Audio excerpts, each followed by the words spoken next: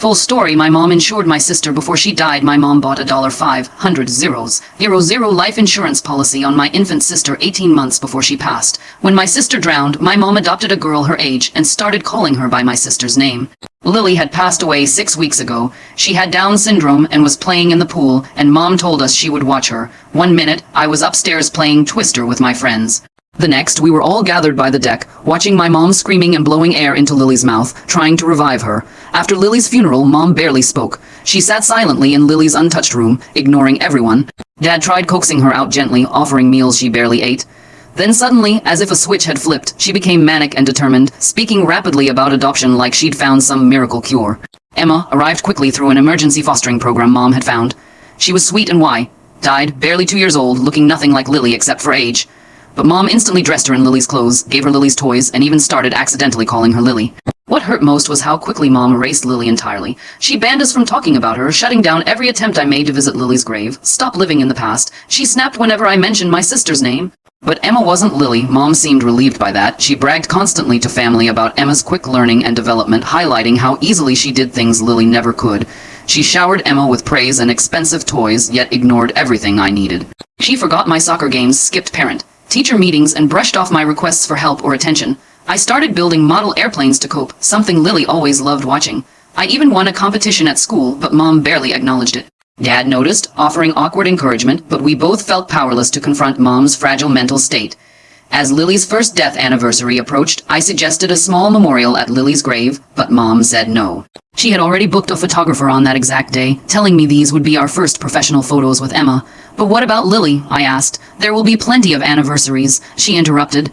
That broke something in me. You're pretending Lily never existed. You can't just replace her. Mom slapped me when I said that, eyes wild and angry. Lily was suffering. Emma is everything Lily couldn't be. Dad stood frozen, eyes wide. Without another word, I ran to my room, slamming the door behind me. Hours later, Dad knocked and sat beside me. He looked drained. Something's wrong with your mother, he whispered. I've ignored it too long.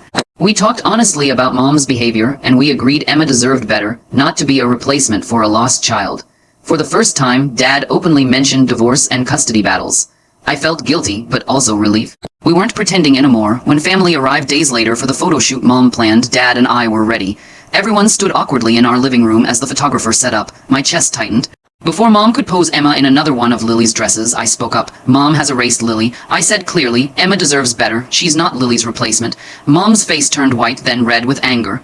Don't ruin this, she hissed. Dad stepped forward protectively as family began murmuring. You called Lily broken. I said aloud, my voice shaking with suppressed grief. You pretend she never existed and treat Emma like some perfect doll. My aunt gasped quietly. My uncle stared at Mom with disbelief. Mom's voice rose to a scream, her anger overtaking everything. Emma is what Lily wasn't, she shouted. Lily was an embarrassment. The room fell silent. The photographer looked at us like, what the heck is going on? My aunt took Emma into her arms, comforting the now scared toddler. Quietly, family members left, shaken and disgusted. Several called child services on the spot. The photographer asked my mom if this meant no photos, and she screamed at him to get out. In the following weeks, Emma was temporarily placed with my aunt. My mom packed her bags and left the night Emma was taken away. Dad and I started therapy, grieving Lily openly for the first time. Months later, after careful evaluation, Emma returned to us. Dad legally adopted her, and we slowly rebuilt something resembling a family. We thought everything was finally behind us. But then, months later, Dad and I finally felt ready to clear Mom's belongings from storage. And among her papers, hidden behind old files, I found a manila envelope. Inside, there was a life insurance policy on Lily worth $500,000, dated 18 months before her death. My hands shook as I stared at the document. The policy details blurred as my eyes filled with tears. I couldn't process what I was seeing. Dad was in the other room sorting through boxes of Christmas decorations. I walked over to him slowly, the papers trembling in my grip. He looked up and saw my face. I handed him the envelope without saying anything. He read it once, then again. His face went pale, the color draining so fast I thought he might faint. We sat there in silence for what felt like hours, but was probably just minutes.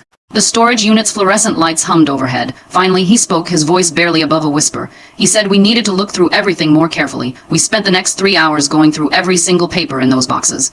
We found 2 more policies, one on me, one on Dad, all taken out around the same time, all for substantial amounts. My stomach churned. Dad's hands were steady, but I could see the tension in his jaw, the way his teeth clenched. We didn't talk much on the drive home. Emma was with my aunt for the weekend, having a sleepover with her cousins. The house felt too quiet. Dad made coffee even though it was late. We sat at the kitchen table with all the documents spread out. He kept running his hand through his hair, a nervous habit I'd never really noticed before. The kitchen clock ticked loudly in the silence. I asked him what we should do. He said he didn't know. We both knew what those papers suggested, but neither of us wanted to say it out loud. The coffee got cold. We stayed up until 3:00 in the morning just sitting there, trying to make sense of it all. Outside, a storm rolled in, rain pattering against the windows like fingers tapping. The next day, Dad called a lawyer friend. Not for legal advice, he said, just to understand insurance policies better. I listened from the hallway as he spoke in careful, measured tones. When he hung up, he looked older somehow. He told me these kinds of policies weren't unusual, but the timing and amounts raised questions, serious questions. We decided not to tell anyone yet, not until we understood more. Dad started quietly gathering financial records from his home office. I helped when I could. We found credit card statements showing Mom had been in debt before Lily died, significant debt. After Lily's death, everything was paid off. The papers painted a picture neither of us wanted to see. I started having nightmares. I'd wake up gasping, seeing Lily in the pool, but now Mom was there too, standing and watching. Dad heard me one night and came to sit on my bed. We didn't talk. He just sat there until I fell back asleep. This became our routine for weeks. Emma came back home and we tried to act normal. She was talking more now, calling Dad Dada and me by a shortened version of my name. She was sweet and funny and completely unaware of the darkness we'd uncovered. We kept her routine steady. Parks, playtime, regular meals. Kids need stability. We pushed our fears aside during the day, focusing on her needs. Then one afternoon, the doorbell rang. I was helping Emma with a puzzle, one with cartoon animals that she loved. Dad answered it. I heard Mom's voice and my blood ran cold. She was back. She stood in the doorway looking different, thinner. Her hair was shorter and darker. She wore a simple sweater and jeans instead of her usual put-together outfits. She said she'd been getting help and wanted to talk. Dad hesitated but let her in. I picked up Emma and took her upstairs, telling her we'd play in her room. She didn't need to see this. From the top of the stairs, I could hear them talking. Mom's voice was calm, measured, nothing like the screaming woman from months ago. She talked about therapy and medication and understanding her grief better. She said she knew she'd been wrong. Dad mostly listened. I crept halfway down the stairs to hear better. She wanted to see Emma. Just a short visit, she said. Supervised, of course. She understood she had no rights anymore, but hoped we could work something out. Dad told her he'd need to think about it. She accepted that without argument. That should have been my first warning. Mom never accepted anything without a fight. After she left, Dad and I talked. He seemed conflicted. Maybe she really had gotten help. Maybe people could change. I reminded him about the insurance policies. He said we didn't know what those meant for sure. We went in circles for hours. Emma played with her blocks nearby, occasionally showing us her creations. Mom started texting Dad daily. Simple messages at first, asking how Emma was doing, sharing what she'd learned in therapy, apologizing for specific things she'd done. The messages seemed genuine. Dad showed them to me, asking what I thought. I didn't trust it, but couldn't explain why. Just a feeling in my gut. After 2 weeks of texts, Dad agreed to meet her for coffee, just the two of them. He came back looking thoughtful. She'd shown him paperwork from her therapist, proof of regular sessions. She was on medication for depression and anxiety. She seemed to really understand how badly she'd messed up. He was starting to soften. I stayed suspicious. Something felt off about the whole thing. The timing was too convenient. We had just found those insurance papers and suddenly she appeared, all better. I started paying closer attention to everything. When she came by to drop off some of Emma's old toys she'd kept, I watched from my window. She sat in her car for 10 minutes after leaving, just staring at our house. Dad agreed to a supervised visit. We met at a park, public and safe. Emma didn't remember her at first. Mom handled it well, not pushing, just sitting nearby and talking softly. She brought Bubbles. Emma loved Bubbles. Within an hour, they were playing together. Dad watched closely, but I could see him relaxing. I couldn't shake the feeling that we were being played. The visits became weekly, always supervised, always in public. Mom never asked for more. She followed every boundary we set. She brought age-appropriate toys and healthy snacks. She read Emma stories and pushed her on swings. To anyone watching, she looked like a caring mother who'd made mistakes and was trying to do better. But I noticed things, little things. She'd ask Emma questions about our routines. What time did she nap? What did she eat for breakfast? Did she sleep through the night? When I mentioned this to Dad, he said she was just trying to be involved, making conversation. But the questions felt too specific, too focused. One day, Mom mentioned she'd gotten a job at a daycare. Working with kids again felt healing, she said. She was living in a small apartment across town, rebuilding her life slowly. Dad seemed impressed by her progress. I felt sick.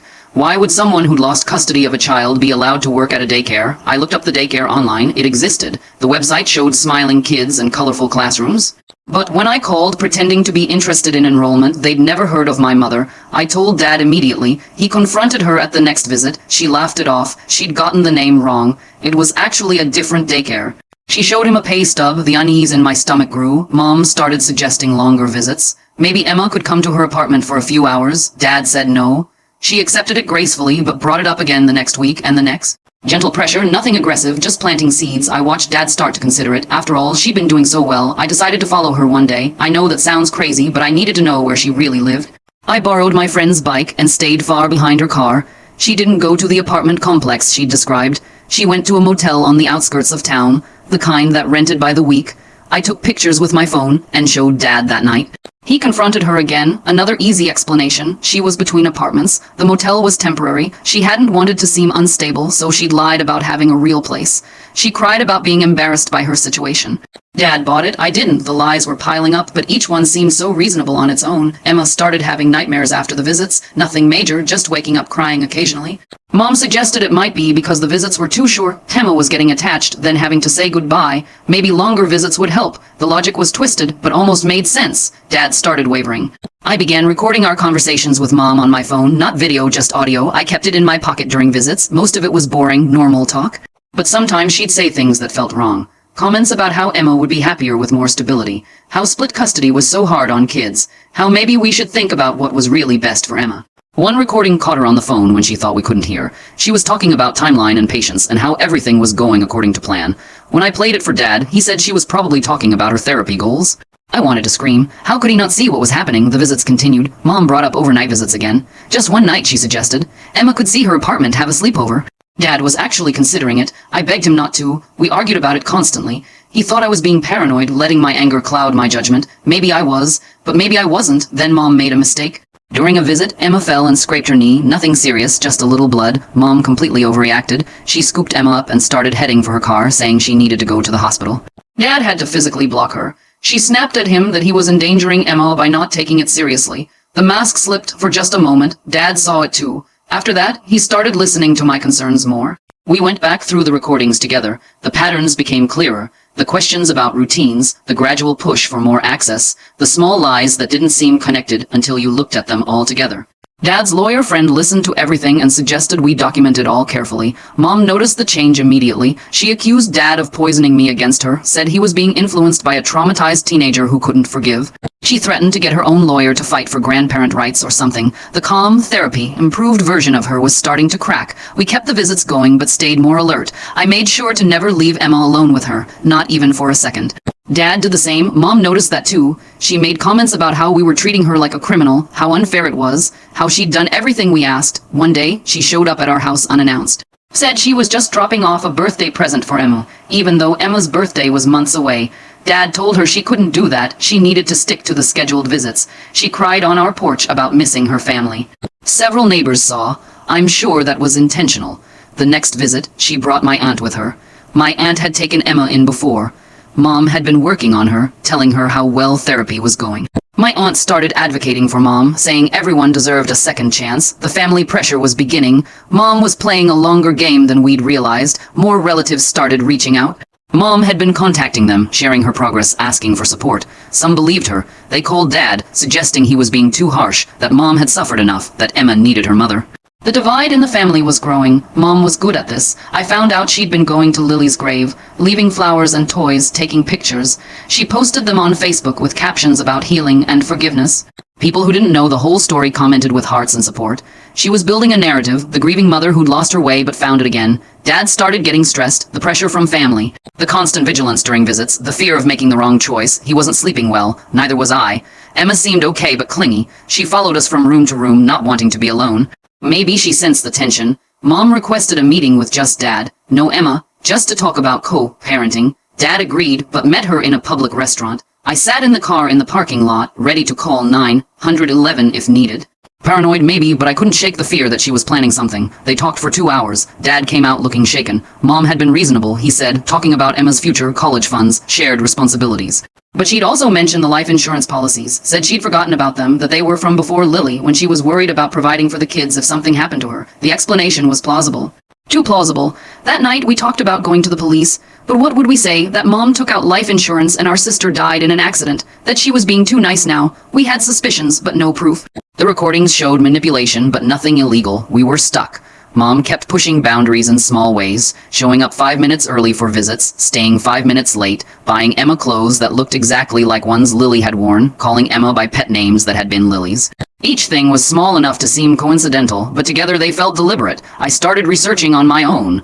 Looking up similar cases, trying to understand what we were dealing with, I found stories about people who'd lost custody fighting to get their kids back. The tactics were familiar, building support networks, documenting improvement, gradually increasing contact. Some succeeded, that terrified me. Emma had been making friends at a local play group. One day, Mom showed up there, said she'd heard about it, and wanted to see Emma playing with other kids. The play group leader didn't know our situation and let her stay.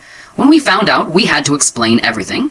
It was humiliating and exhausting. Mom apologized, said she just wanted to see Emma happy. Dad hired a private investigator. I didn't even know that was a real job outside of movies. The guy was nothing like TV, just a normal-looking man with a boring car. He started following Mom, checking her background, verifying her claims. It cost money we didn't really have, but Dad said it was necessary. The investigator found interesting things. Mom's therapist was real, but she'd only been going for 6 weeks, not the months she'd claimed. The daycare job was real, but she'd been fired after 3 weeks for being too intense with the children. The apartment she'd finally shown us, she was behind on rent. The story she'd built was full of holes. We documented everything the investigator found. Dad's lawyer friend said it was good, but might not be enough. Family court was tricky. Mom hadn't done anything clearly dangerous. Being an imperfect person wasn't illegal. We needed more if we wanted to protect Emma permanently. Then Mom escalated. She filed papers with the court requesting formal visitation rights. Said we were being unreasonable and denying Emma a relationship with her mother. The papers made us sound like the bad guys. Dad scrambled to find a real family lawyer. The retainer alone was thousands of dollars we didn't have. The lawyer reviewed everything. The insurance policies were concerning, but not proof of anything. The lies were troubling, but not necessarily disqualifying. The manipulation was clear to us, but might not be to a judge. We were told to keep documenting everything and hope Mom made a bigger mistake. Family members started taking sides. Some supported us, having seen Mom's behavior firsthand. Others thought we were being cruel, keeping a mother from her child. Family dinners became battlegrounds. Emma picked up on the tension, becoming fussier and more anxious. We tried to shield her, but kids sense everything. Mom's visits became performances. She was the perfect mother for those 2 hours every week. Engaged, patient, loving. Anyone watching would think we were monsters for limiting her access. She probably knew we were recording now and was careful with her words. But sometimes I'd catch her looking at Emma with an expression I couldn't read. One visit, she brought up Lily again, told Emma she had a sister in heaven who loved her very much. Dad shut it down immediately, but the damage was done. Emma started asking about her heaven sister.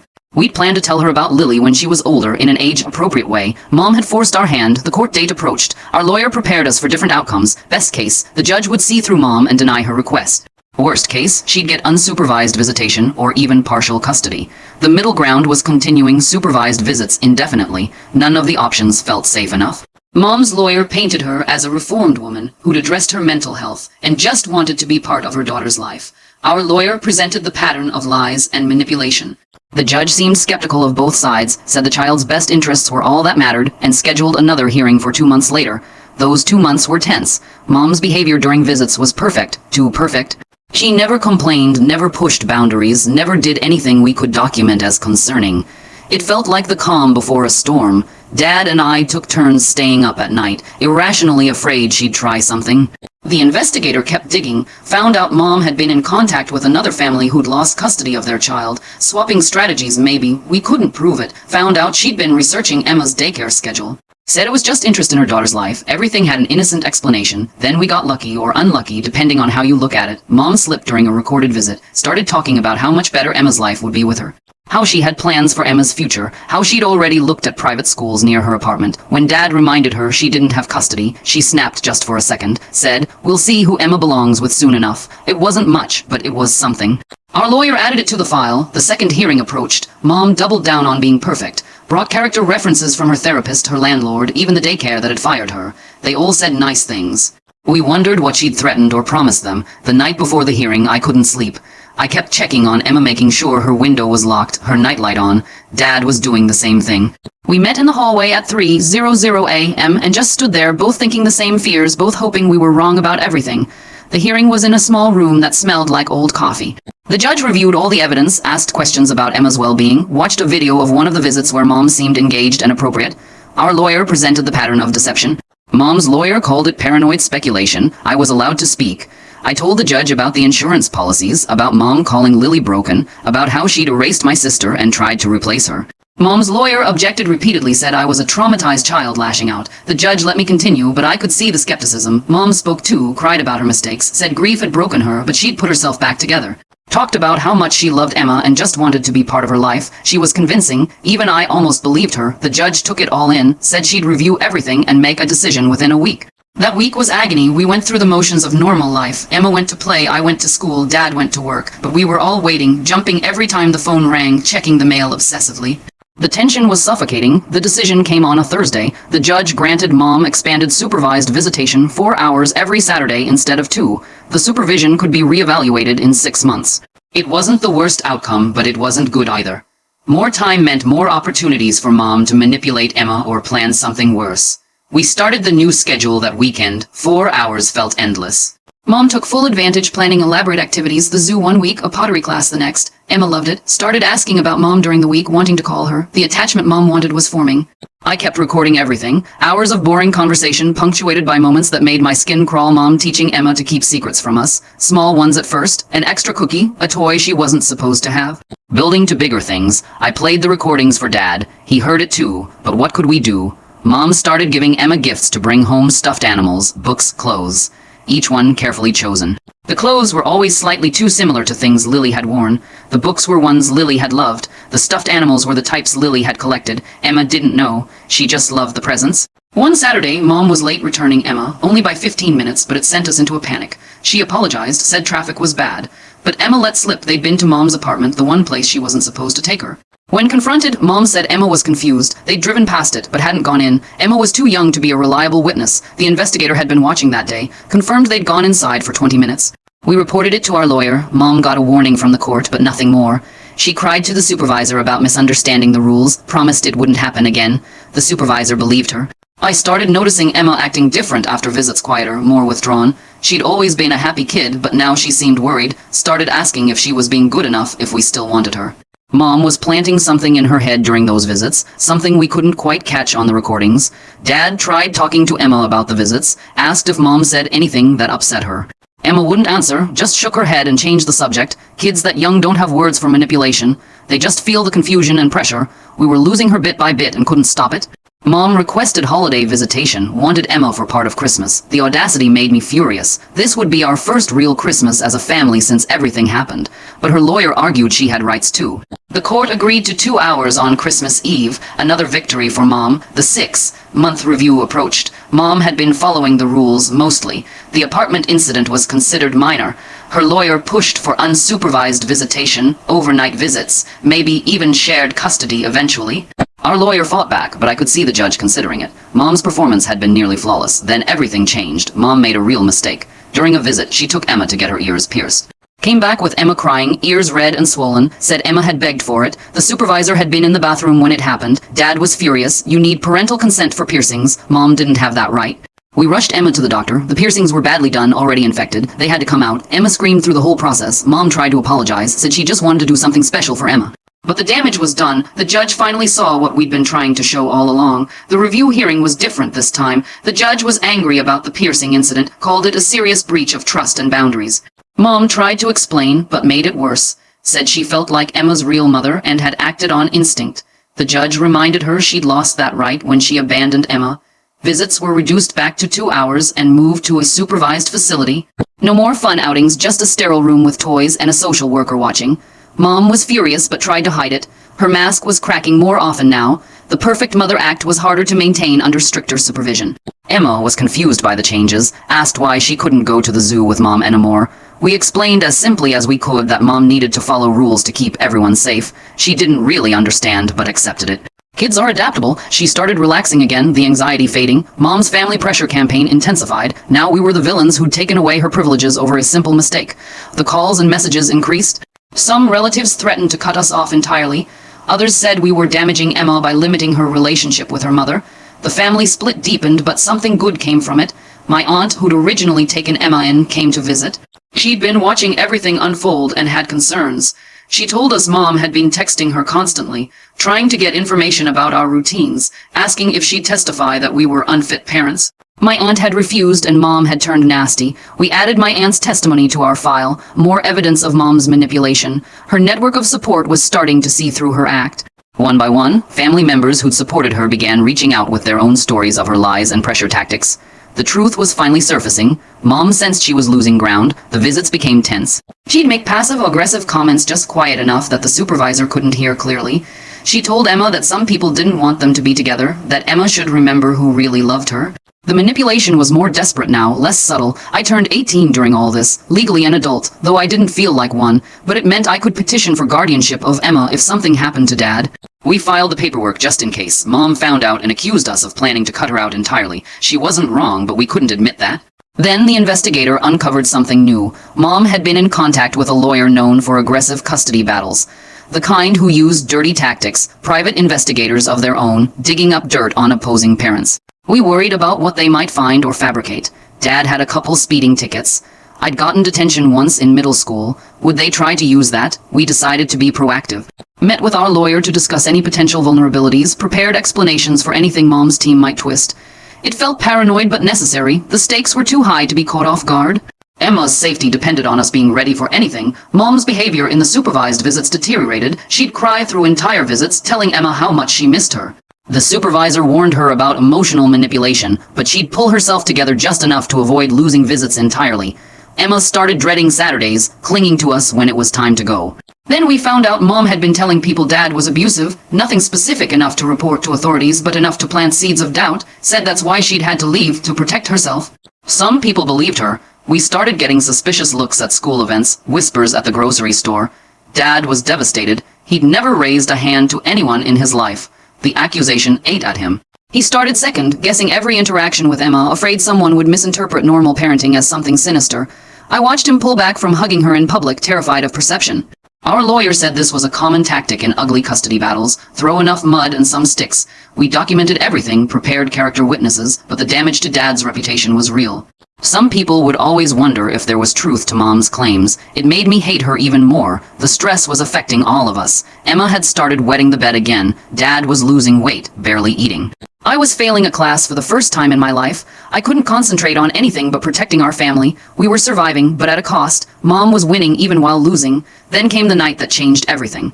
It was a Tuesday around midnight. I woke up to a sound downstairs, thought maybe Dad was getting water, but something felt wrong. I crept to the top of the stairs and listened. Someone was trying to open the back door, the one with the broken lock we'd been meaning to fix. I ran to Dad's room, shook him awake. We both heard it. Then the door opening, footsteps in the kitchen.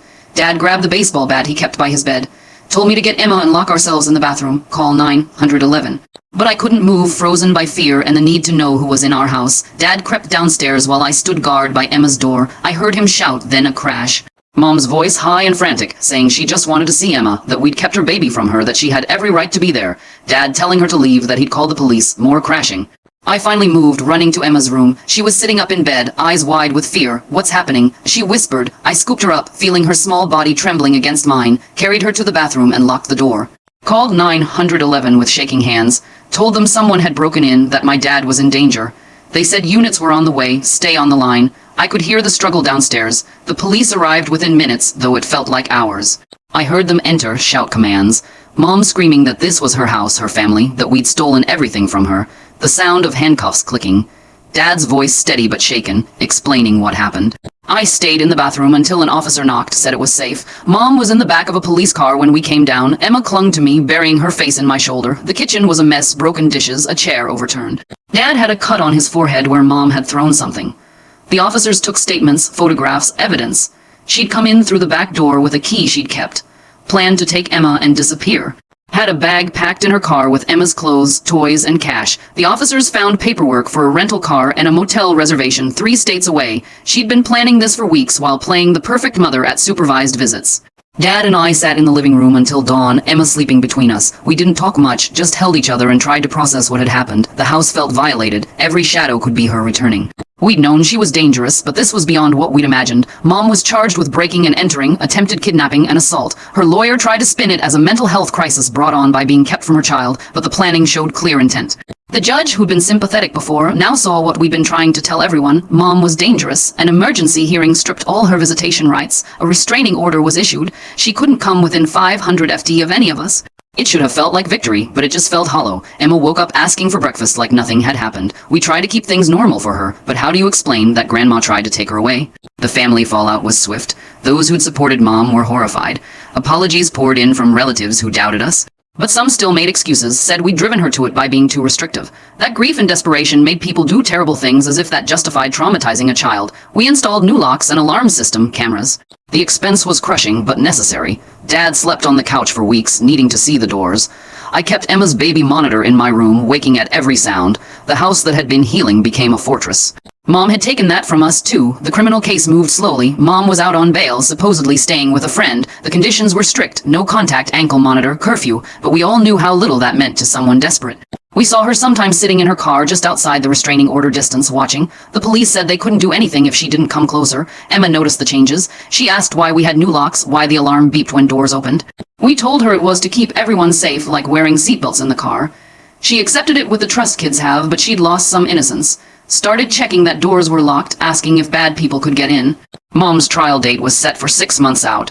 Her lawyer was building a defense around temporary insanity, grief, induced psychosis, anything to avoid real consequences.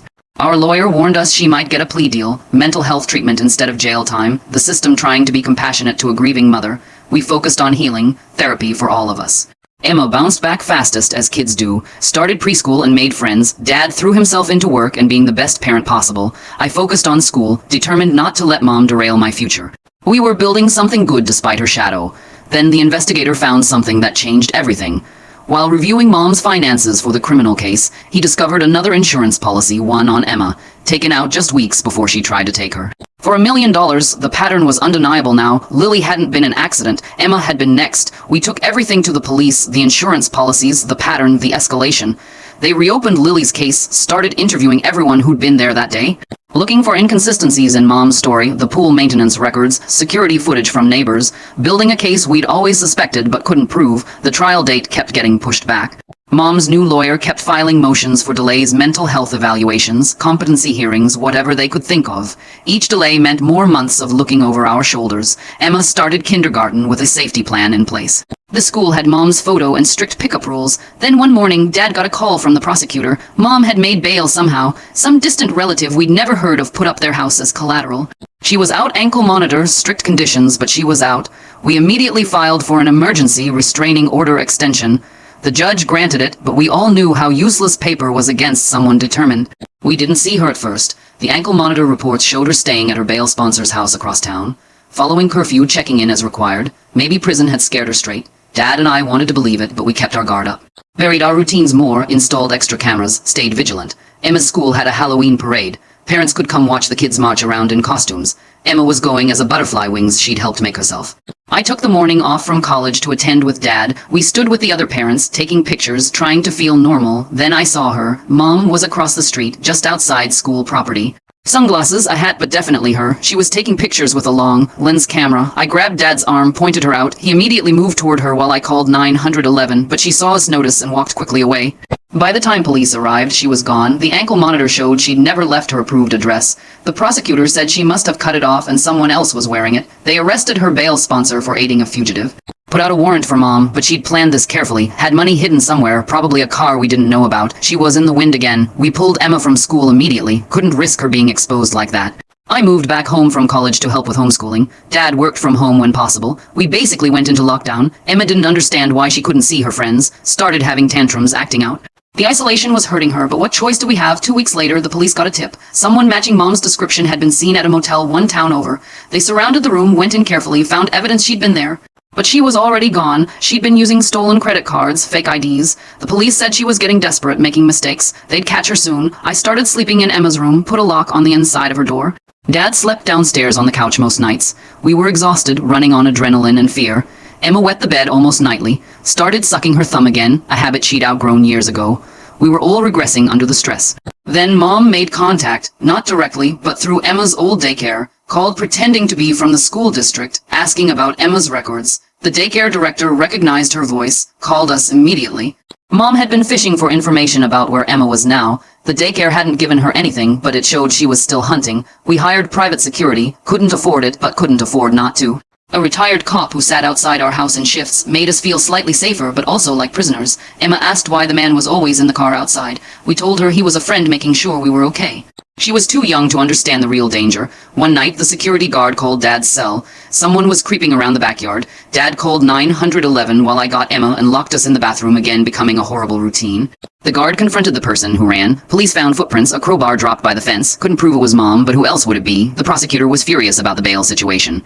Pushed hard for faster trial dates, better resources to find Mom, but the system moved slowly. We were just one case among hundreds. A family court dispute gone bad, not a priority like unaliving or terrorism. We felt abandoned by the very system meant to protect us.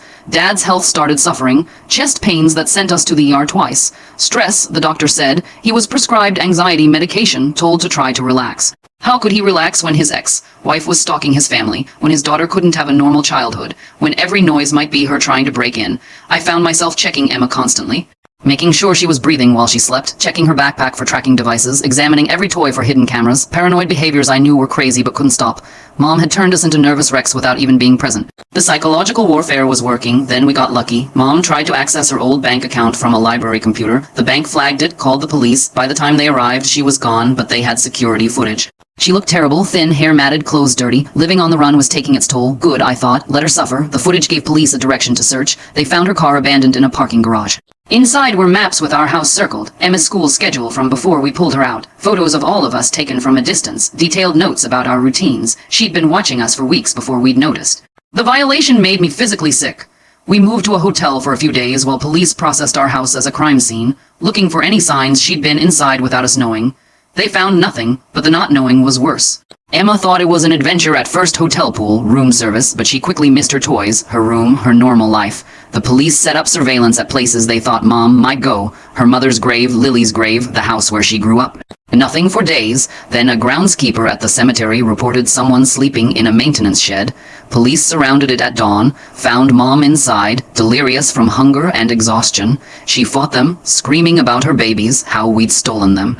It took 3 officers to restrain her. They brought her to the hospital first. Dehydration, malnutrition, infected cuts on her feet from walking. She looked nothing like the put-together woman who'd first returned asking for visits. The monster was finally showing on the outside. This time, they put her in maximum security. No bail, no phone privileges, no visitors except her lawyer. We could finally breathe a little. Emma went back to school with a modified schedule. We kept the security for a while longer, just in case. Slowly tried to return to something like normal life, whatever that meant anymore. The trial was expedited given her flight risk. We had to testify again. Emma was interviewed by child psychologists in a special room. They asked her about Mom in gentle ways. She didn't remember much, thankfully. Just said Mom made her feel scared sometimes, that she liked living with Daddy and me, that she missed her friends when she couldn't go to school. Mom's lawyer tried arguing she'd been driven insane by grief and our cruelty, that keeping her from Emma had broken her mind. The prosecutor countered with the insurance policies, the planning, the stalking. Showed the jury the photos from her car, the notes about our schedules, made it clear this wasn't grief but calculated predation. Mom testified on her own behalf against her lawyer's advice, rambled about conspiracies, claimed we'd unalived Lily and framed her. Said Emma was being abused and she was trying to save her. Even her own lawyer looked uncomfortable. The jury saw a dangerous, delusional woman who would never stop coming for Emma. Exactly what she was. The verdict took less than a day, guilty on all counts. The judge gave the maximum sentence, life without parole for Lily's unaliving, consecutive sentences for everything else. Mom laughed when they read it. Said we'd be sorry, that she'd get out somehow and take back what was hers. They dragged her away, still making threats. We sat in the courthouse parking lot afterwards. Dad turned off his phone. I turned off mine. We just sat in silence for a while. It was over, really, truly over this time. No appeals would overturn that sentence. No relative would bail her out. She would die in prison. Emma was finally safe. We were all finally safe. The next few months were about rebuilding, therapy for all of us. Emma had play therapy to process the trauma in kid-appropriate ways.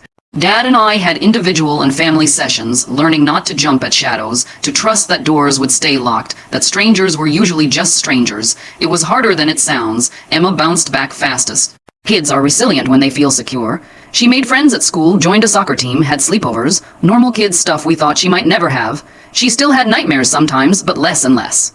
Started talking about when she grew up instead of being scared of tomorrow. Dad met someone at a grief support group, a widow with kids of her own. They took it slow, both carrying baggage, but it was nice seeing him smile again, have someone to talk to who understood loss and single parenting. Emma liked her kids, started feeling like maybe we could be a bigger family someday. I went back to college, stayed close to home, came back most weekends, but I needed to build my own life too, changed my major to social work. Wanted to help kids like Emma, families like ours. Professor said trauma could make you bitter or better. I was trying for better. We sold the house eventually. Too many bad memories despite the good ones we tried to build. Found a place closer to Dad's girlfriend. 2-story colonial with a big yard, no pool. Emma picked a purple room. We painted it together, made it exactly how she wanted. Her safe space that no one could take away. The anniversary of Lily's death came around again. This time we went to her grave together. No drama, no fear, just a family remembering someone they loved. Emma left a picture she'd drawn of butterflies. Said Lily probably liked butterflies in heaven. We said yes, she probably did. Let her have that innocent belief. We told Emma more truth as she got older. Age-appropriate pieces about her birth mom who couldn't take care of her, about Lily who died in an accident, about mom who got sick in her mind and had to go away. Simple explanations that answered her questions without traumatizing her. She'd learned the full truth when she was ready. Years passed. Emma grew into a confident, happy kid, played soccer like I had, won science fairs like I had, but also her own person, artistic like neither Dad nor I were. Brave in ways we'd had to learn. She knew she was adopted, but also knew she was chosen, wanted, protected, loved beyond measure. Dad married his girlfriend when Emma was 10. Small wedding, just family and close friends. Emma was the flower girl, took her job very seriously. I gave a speech about second chances and finding happiness after darkness. Cried through half of it. Everyone cried, but happy tears this time. Healing tears. We got a letter from the prison when Emma was 12. Mom had died. Heart attack in her cell, natural causes. They needed to know what to do with her remains. Dad handled it quietly, had her cremated, scattered somewhere we'd never know. No grave for Emma to feel obligated to visit. No marker for our past pain. Just ashes and ending. We told Emma that night. She took it quietly, asked a few questions, wanted to know if Mom had been alone. We said yes. She said that was sad. We agreed. Even monsters deserve some compassion in death. But then she asked what was for dessert, and the moment passed. She'd never really known Mom. The news meant little to her life. I finished my social work degree, started working with kids in the system. Some had stories worse than Emma's. Some had no one fighting for them like we'd fought for her. I did my best to be their advocate, to spot the red flags others might miss, to believe kids when they said something felt wrong. Lily and Emma made me better at it. Dad retired early. The stress had aged him, but he was happy now. Spent time woodworking, teaching Emma to build things. They made a dollhouse together, every detail perfect. She still has it, even as a teenager. Says she'll give it to her kids someday. The continuity of that makes me smile. Normal family planning, what we'd fought so hard to achieve. Emma knows the whole truth now. Read the court documents when she turned 16. Had questions we answered honestly, was angry we'd kept some details back, but understood we'd been protecting her. She's in therapy working through it, says she wants to be a lawyer, help kids like her younger self. The cycle of helping continues. We still visit Lily's grave, all of us now. Dad's wife and her kids too. A blended family remembering someone they never met but who shaped their lives. Emma tells Lily about high school, boys she likes, dreams for college, normal teenage stuff. The conversations Lily never got to have. It's sad but also healing, keeping her memory alive the right way. Sometimes I dream about different endings, where Mom got help before it was too late, where Lily lived, where Emma didn't need protecting. But you can't change the past, can only build from where you are. We built something good from tragedy. A family forged in fire but strengthened by love. That's our victory. Emma graduates next year. Wants to study pre-law at State University. Close enough to come home, but far enough to be independent. We're proud and terrified in equal measure, but that's normal parenting, being scared and letting them fly anyway. She's strong enough, we made sure of that. Lily would be proud too. The house is quieter now with Emma mostly grown. Dad and his wife travel some. I have my own apartment, my own life, but we gather every Sunday for dinner. Tell stories, share news, just be together. Normal family stuff that once seemed impossible. We made it through the darkness, found light on the other side. That's enough, that's everything.